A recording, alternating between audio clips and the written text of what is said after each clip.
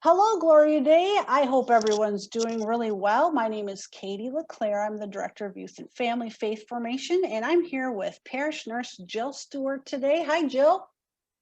Hi, everybody. Hi, Katie. Hi. We're kicking off an idea for Epiphany this year that we wanted to ask and learn about for winter wellness.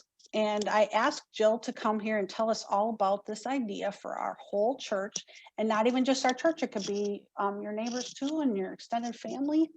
So before we start, I have a tiny little story to tell. Jill, do you want to hear my story? Yes, Yes. I like stories. All right. Well, I have a story. I have this little floor robot. It's not a Roomba, but and it's a boy, I'm pretty sure. I know they don't maybe have gender, but our robot is a boy. And he goes around and he cleans our floors every day. He's a little floor robot. He's a little disc. And when he runs into trouble, if his little brushes get full or if his little tank gets full, he beeps, he stops and he beeps and his light turns orange. But Jill, every day, maybe not every day, maybe 9 days out of 10, little floor robot guy gets stuck under the door of our refrigerator. And it's just high enough that he can fit under it, but not go completely under it, like with our couches or our chairs or our bed.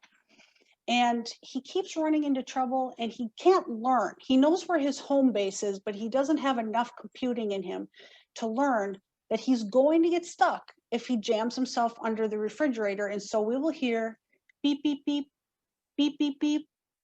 And I was thinking about Mr. Robot today because when we were talking about winter wellness, this is what a lot of us as just good old human beings go through. We get stuck. We have the same patterns that we start to develop in October and November and December when the weather gets colder.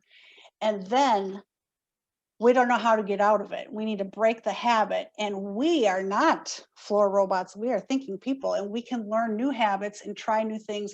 It's even better with the support of a loving, gracious community. So that's what we wanted to learn about today, this new idea. So Jill, what is the Winter Wellness Challenge and where did you get the idea?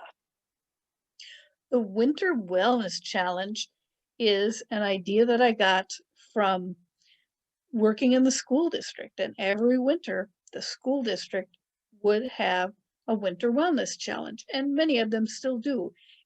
Excellent. Thanks, Jill. Well, I like that idea. I think I definitely, since I already know about it, I'm definitely going to be joining in. And I am so excited because it's not just a program that looks like we're going to restrict all of our eating and exercise. Although physical activity is later on the list, there's all sorts of stuff that have to do with wellness. So before you tell us specifically about some of the weeks and what they involve, tell us about who you are thinking could be involved in the challenge. What ages, what situations in life? I think this could be something that everybody could do.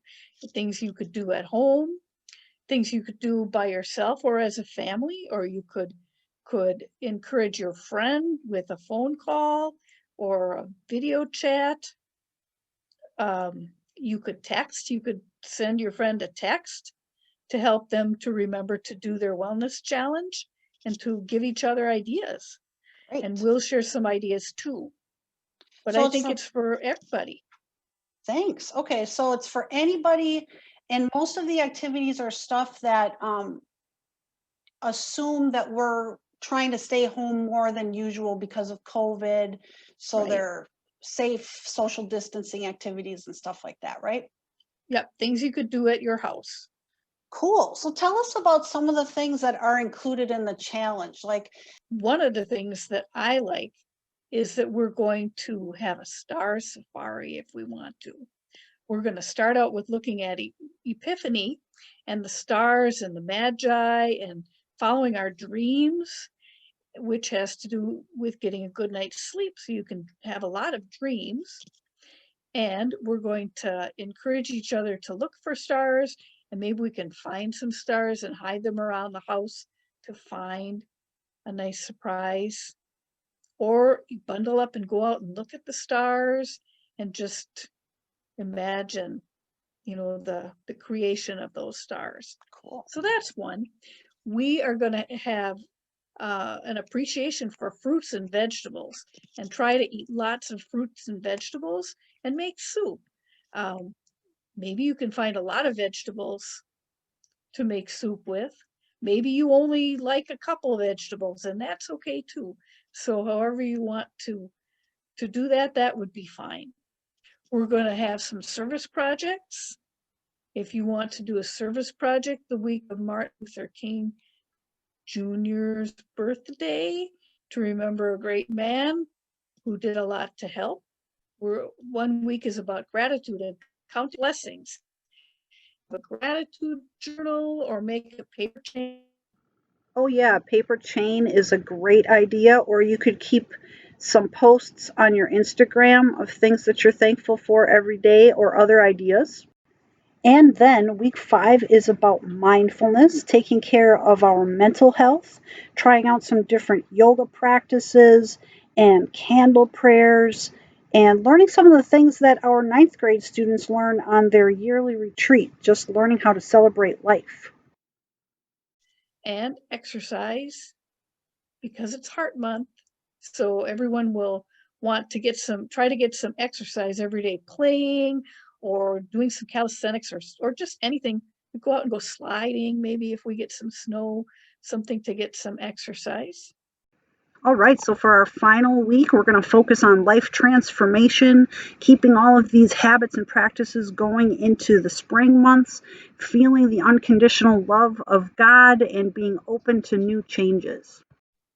Great. I'm looking forward to maybe learning some church members' soup recipes. I'm hoping that we get some feedback from people saying what they tried, or maybe they make up some new recipes. And that's always fun to try different tastes and textures than you're used to eating. Well, yeah, and it'll be fun because Lent's coming in.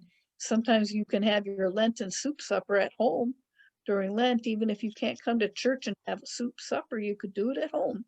Get some Excellent. recipes and make some soup. Thanks. So speaking of Lent, so you're talking about the season of Epiphany. How long, when does the challenge start and how long does it last? The challenge starts at New Year's. Epiphany is actually January 6th, I believe. Okay. So it starts then with the Magi, the wise men coming to find the baby in the manger, baby Jesus, and then it ends right before Lent at Transfiguration. Transfiguration Sunday is the end of the Epiphany season, and that's right before Lent starts. And that's about being changed and transformed and appreciating how we can change and grow too. Wow. So that's what medical and social science experts recommend to start new habits. It takes 6 weeks. Yeah, about that. Yep, it takes about 6 that weeks to time. form new habits. Wow. Okay, thank you. Okay, so 2 more quick questions. Do you want people to sign up, and how can they sign up to do that? And then any words of advice you have to get us started? What kind of things help motivate us or help motivate you maybe? Well, it would be helpful if people would sign up just so we can get some feedback about how it worked and if people liked it and if they had ideas that we could use if we do it again. People will have a sign up on Google that people can use to sign up, or they can just leave a message on my telephone answering machine, or call me on the phone and tell me if they want to sign up. And that's fine too, because we'll get back to people at the end and say, well, what did you think at the end of the 6 weeks? So it'd be nice to know who was participating. And then I think to get started, it's always good to set a little goal and then build.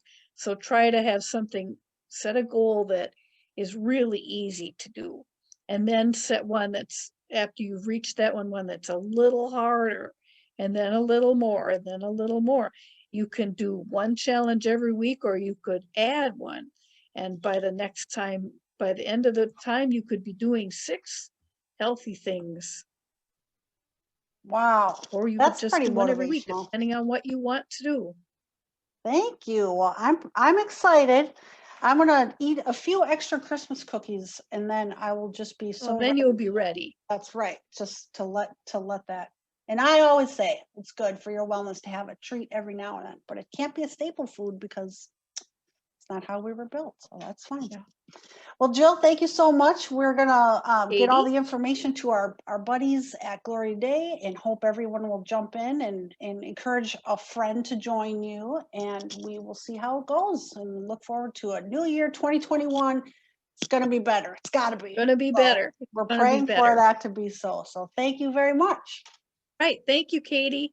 Bye, everybody.